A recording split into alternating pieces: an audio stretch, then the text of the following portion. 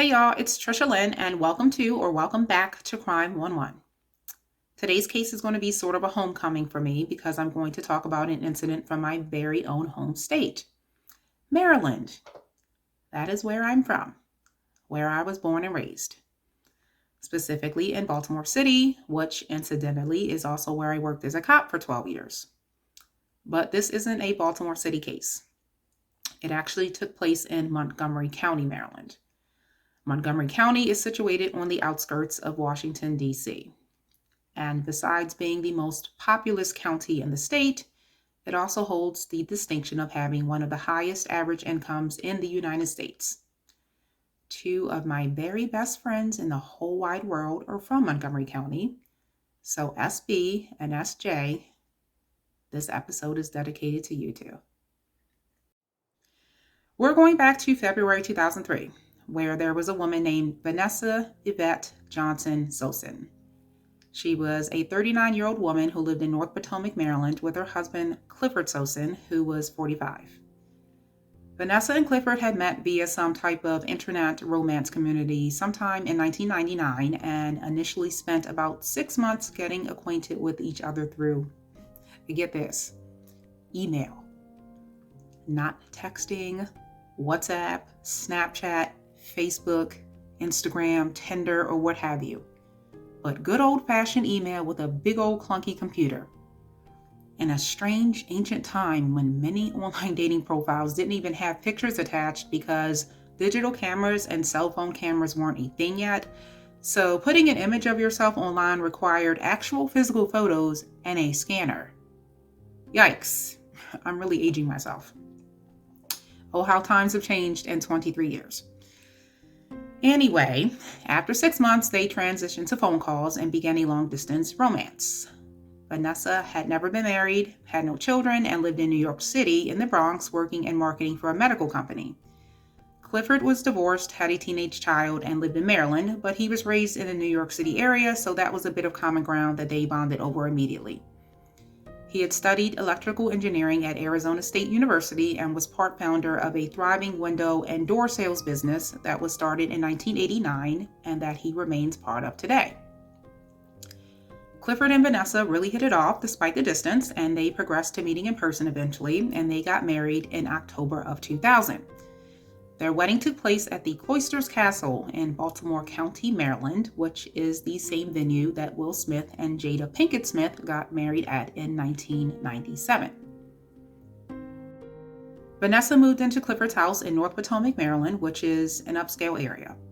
Clifford's business was very successful and enabled him to live a very comfortable lifestyle. Vanessa enjoyed decorating, so she busied herself with doing some remodeling in the house and transforming it from a bachelor pad to a love nest. They added some color, redid the kitchen, bought a custom granite dining table, and had a deck built with some high-end wood, complete with a hot tub. Besides fashioning a cozy but plush home environment for the two of them, they also owned fancy trinkets such as a BMW, a Jaguar, and Vanessa even had a motorcycle. So they were living pretty abundantly and happily. Eventually, Vanessa developed a hankering for starting her own business. They didn't need the money because Clifford made more than enough to support them both, but it was something to keep Vanessa occupied and content in her Maryland life, so Clifford helped her set up a shop. She leased a space in downtown Rockville, Maryland, which is the county seat of Montgomery County. The premises she leased was located at 18 West Montgomery Avenue, and there she opened a high-end consignment shop in May of 2002, which she called In Style Consignment Boutique. She typically worked there alone from Tuesday through Saturday. And though the store was in a very well-to-do area and within walking distance of a police station at that, her mom still worried about her being there on her own because she characterized Vanessa as being too trusting of people sometimes. On the morning of February 8th, 2003, which was a chilly Saturday, Vanessa left her house around 10 a.m. to head to the shop. She had on a full-length mink coat that had previously been gifted to her by Clifford. Clifford had plans to head to Chantilly, Virginia for a computer fair, which he did go to sometime later in the day with a business partner. In the midst of all this, it should be noted that someone used a laptop at the house to log onto a website for Black singles twice that morning. Once at about 6 a.m. for 20 minutes, and then again at 11:10 a.m. for about the same amount of time. Vanessa was gone from the house after 10 a.m., obviously, so it would have had to have been Clifford the second time, and it most likely was him both times. We'll get to more on all that in a moment, though, so stand by. But for now, back to Rockville.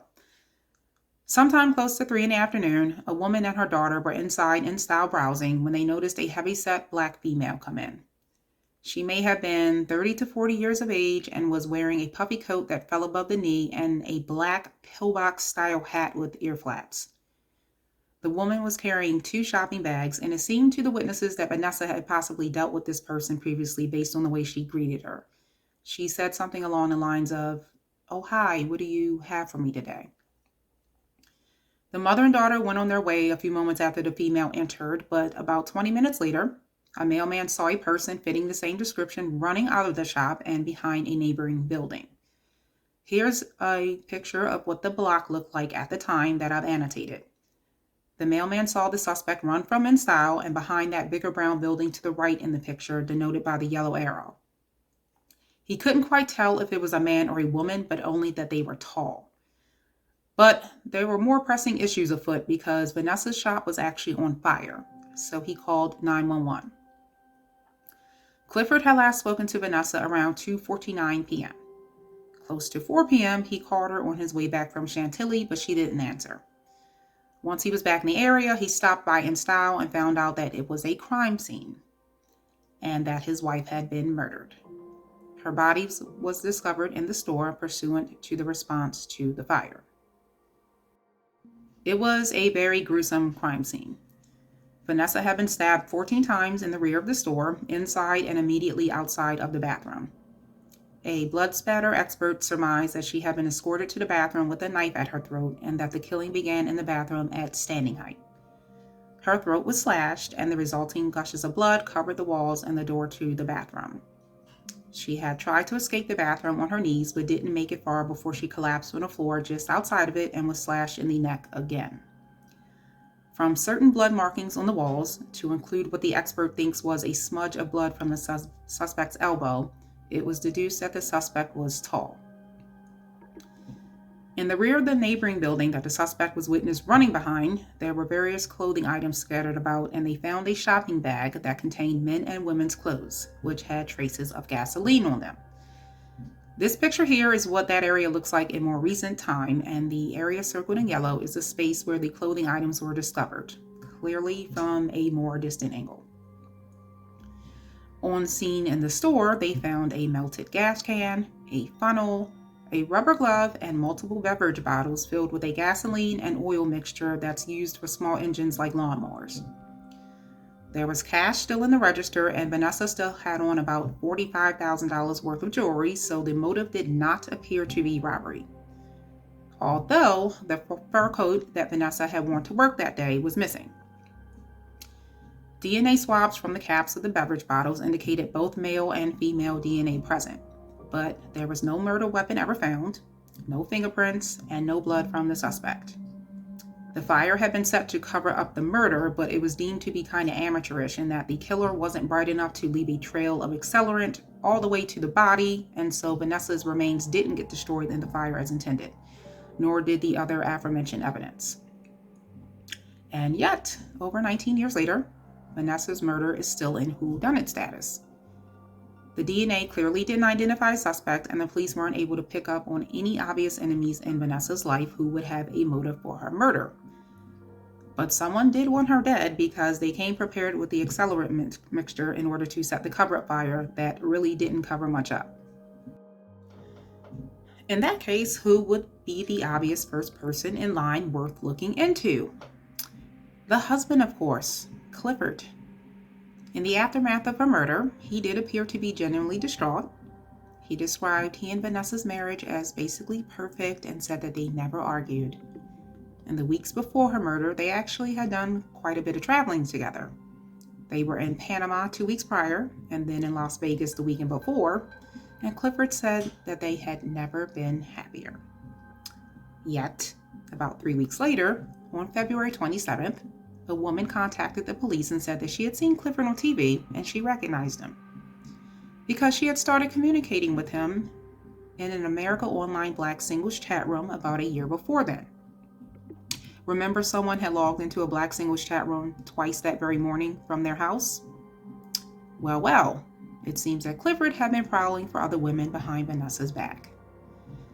This woman said that Clifford had never mentioned being married, but he was frequently in this dating chat room and that they had even met in person. So she immediately recognized him from TV as he was lamenting the loss of his wife. Very Scott Peterson-esque, really, which coincidentally happened to be the huge news media sensation at that very time because Lacey Peterson had disappeared the previous December and was still missing at that point. Back to Clifford, though.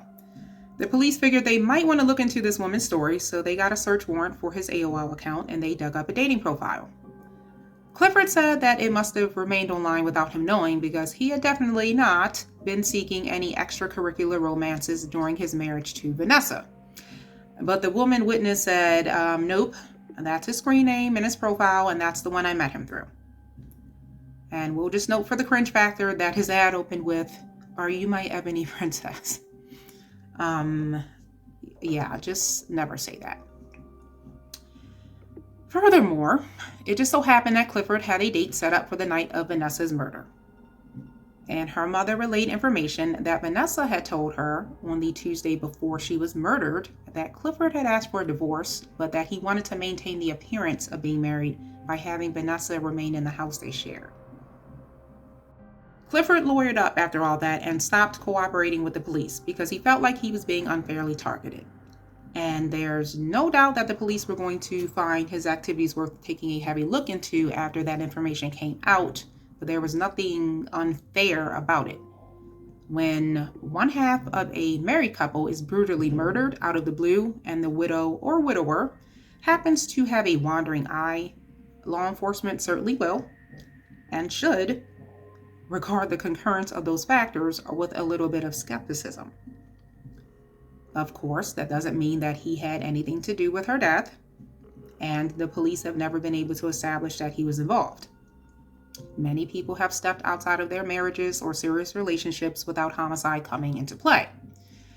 But given that he was romancing other women behind Vanessa's back, we could consider that a fatal attraction scenario may have occurred. Could it have been a side chick who wanted Vanessa out of the way because she envisioned moving into that fancy house with Clifford and becoming the next Mrs. Sosin? Could it have been a former lover of his that he broke things off with and she became maniacally vengeful to a homicidal extent? There are multiple possibilities that could be considered here, whether Clifford had anything to do with it himself, or it was just some crazy chick he had linked up with somehow who targeted Vanessa out of jealousy completely on her own accord. Someone definitely wanted Vanessa dead, whoever it was, because, again, the suspect came to the store ready for business with the accelerants, so that indicates that this was a premeditated event for sure. The missing fur coat is an intriguing element because why would the suspect take that in particular when robbery was clearly not the primary motive? As a trophy? A last-second easy grab of something expensive on the way out? It's anyone's guess, but perhaps it was just a matter of using something to cover up with.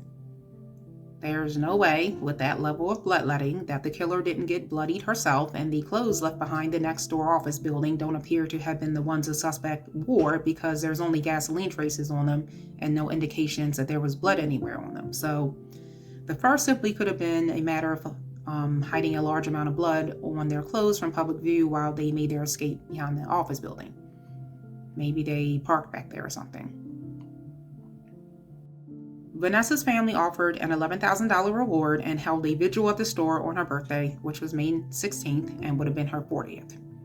But her mother ended up moving from the area because no killer was ever caught, and that scared her.